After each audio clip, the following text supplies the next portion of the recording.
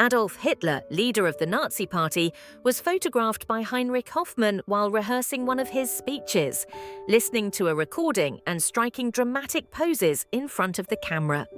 The resulting photo series, in black and white, captures Hitler using a range of exaggerated facial expressions and hand gestures, all carefully choreographed.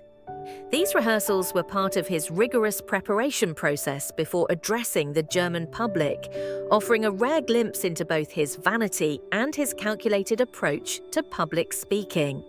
Taken around 1925, shortly after Hitler's release from a 9-month prison sentence, during which he dictated Mein Kampf, the images reveal the meticulous effort he put into perfecting his oratory style.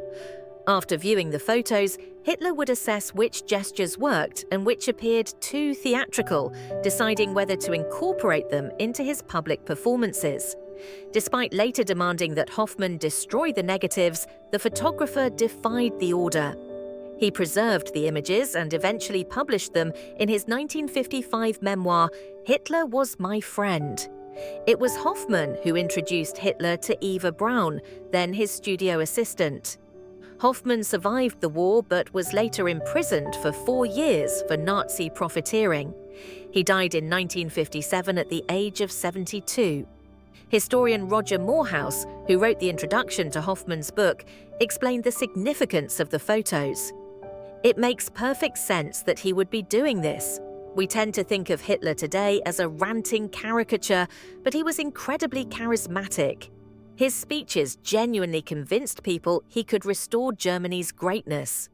These photos show that his power as a speaker wasn't accidental. It was the result of deliberate rehearsal and showmanship.